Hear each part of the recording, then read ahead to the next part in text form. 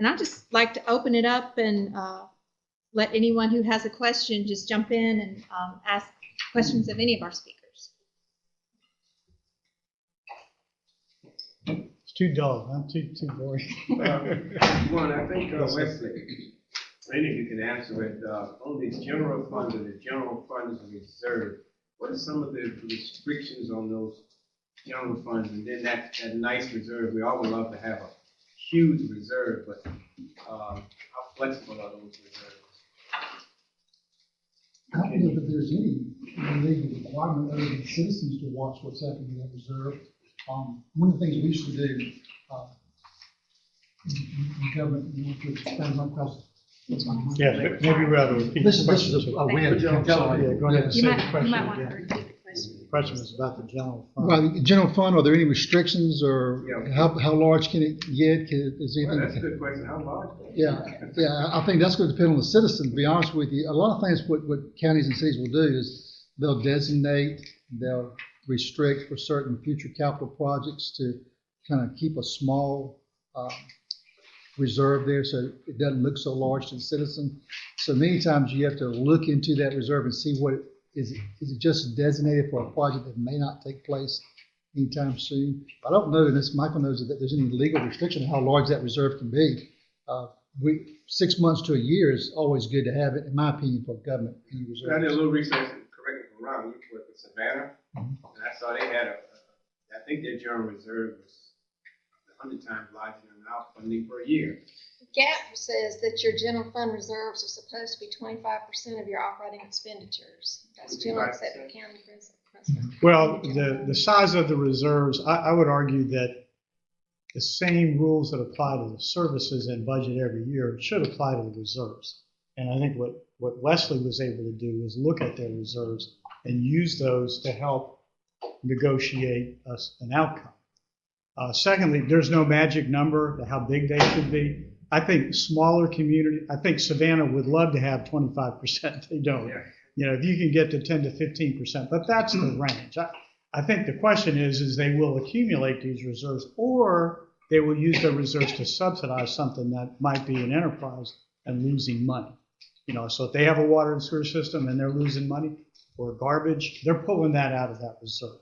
And so that's really, I think, the key. That's how big it is. Although I will say that one of the problems here is there are counties that are just as strapped as anyone else. Typically, they will be collecting their taxes late in the year, even though they may have a January 1 fiscal year. So they're using that reserve to float the boat. Yeah.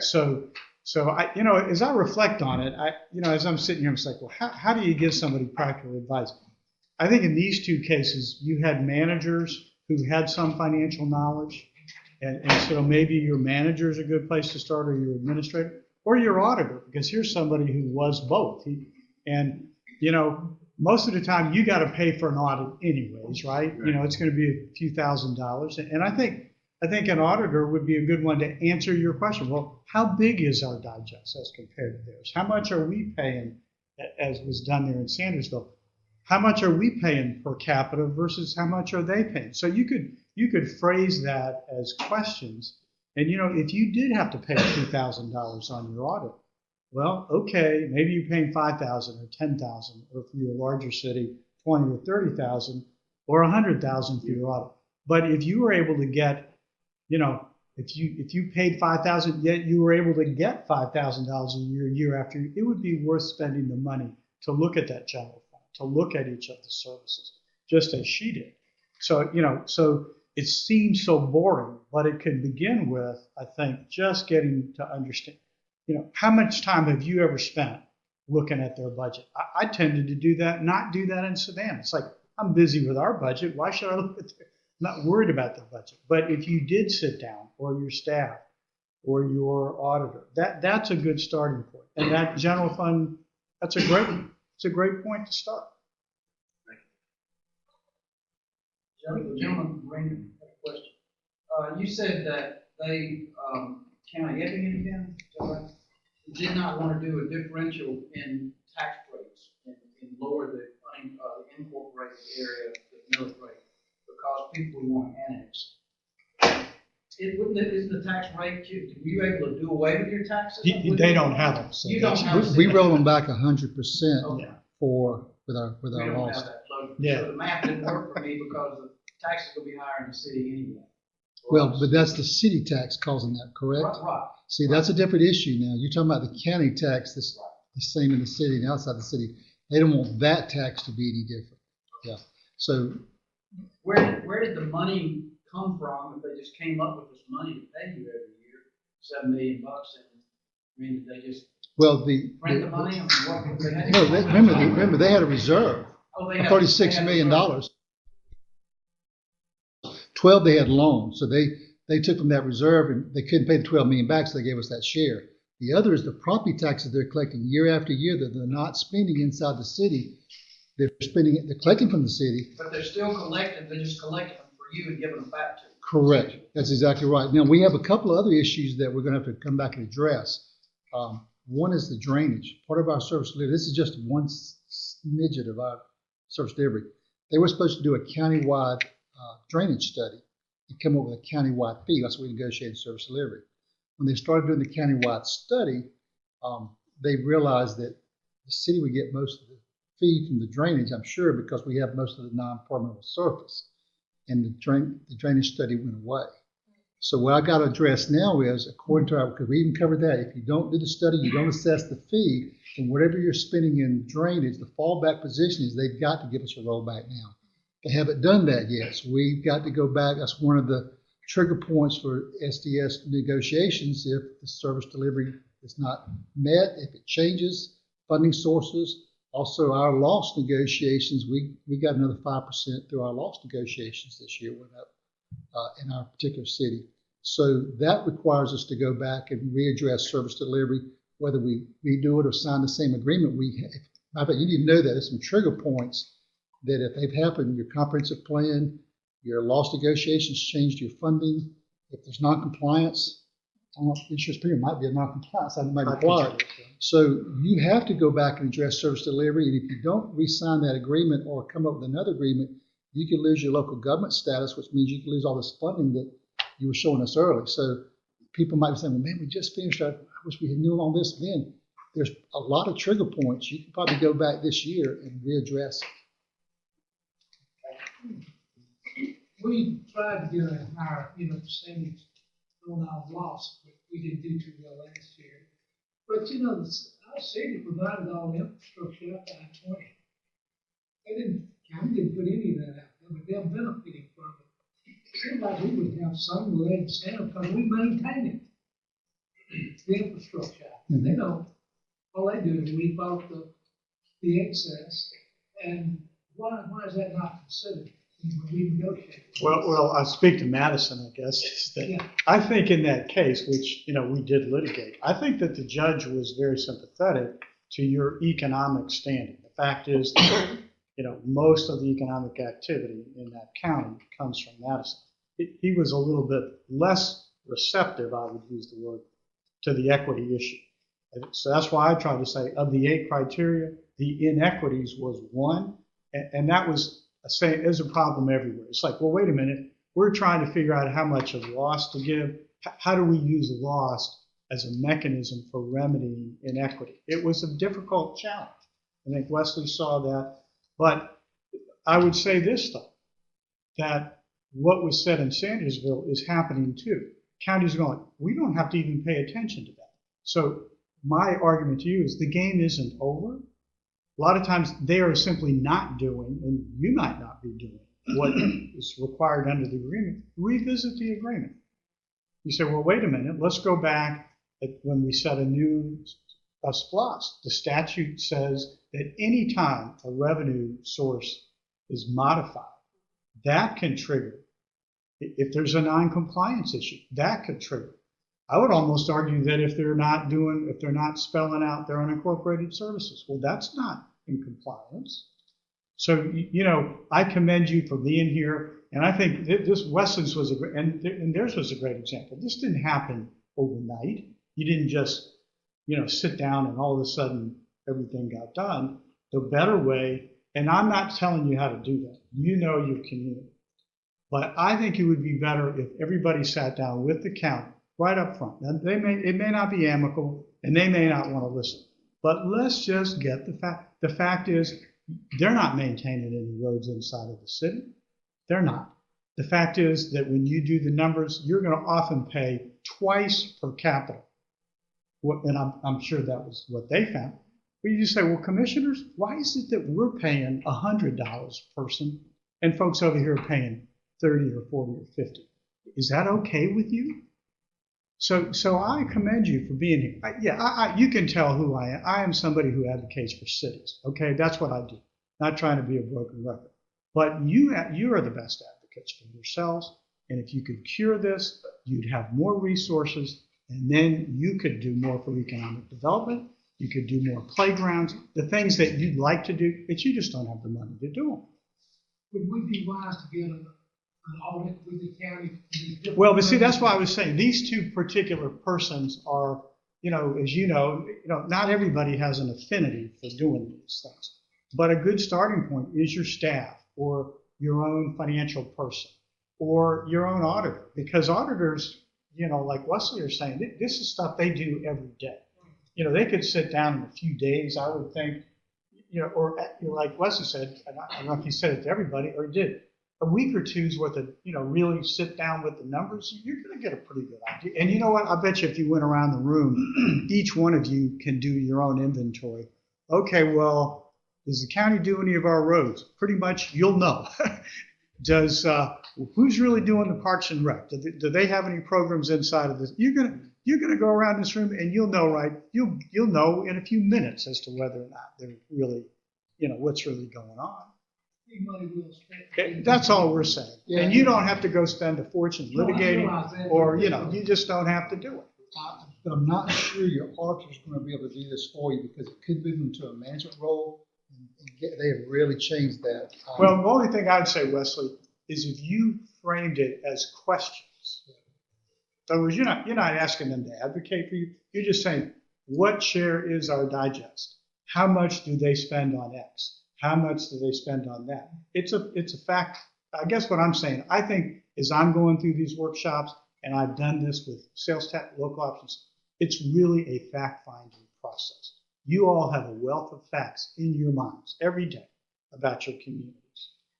Just start getting those facts out on the table.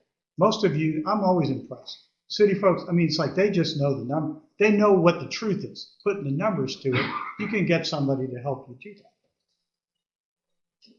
Being political animals, how do we frame this argument so that our constituents understand what the battle that we're fighting on their behalf? A lot of times they just want everybody to get along, and sometimes we just fall into that just to not have any controversy because we are a community that wants to get along.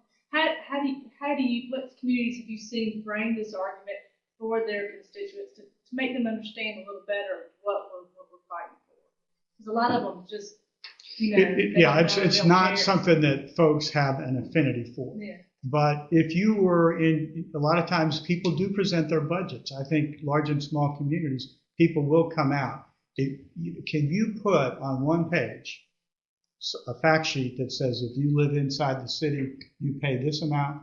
If you live inside the unincorporated, you pay this. If you could reduce this to a page and then include that in your budget I think we material. should frame our argument pretty early on for our constituents, for them to have a better understanding of what we're doing. Different communities have different traditions about how to inform, but most of you have some level of trust in your own city because people say, yeah, they usually try to do right by us. And if you don't use my method, keep it very simple and just say, look, here's roads, here's parks and recreation, here's economic development, this is what we're paying, and then this is what a resident of the unincorporated.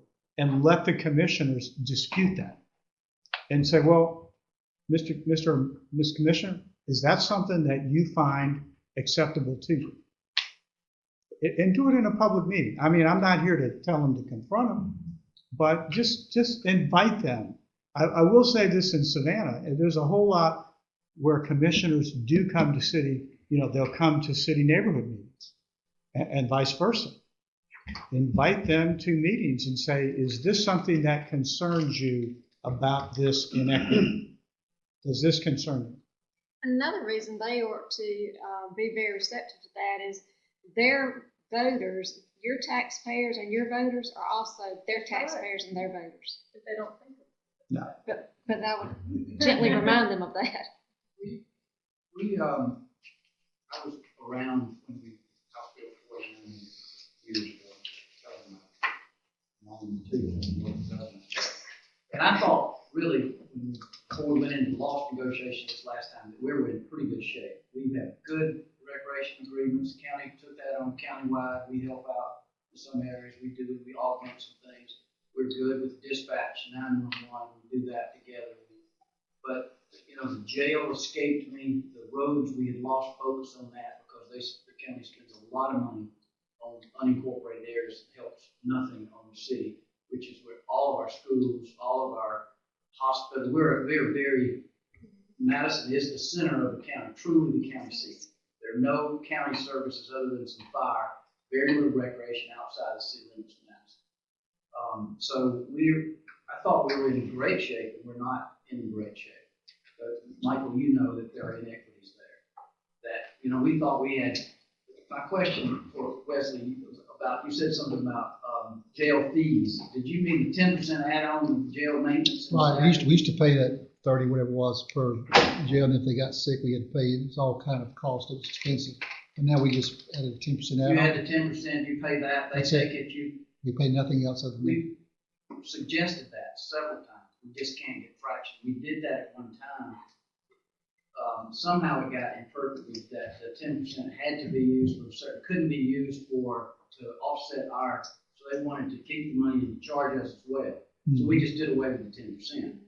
So, we've actually went backwards in some areas, but we're paying them per deal.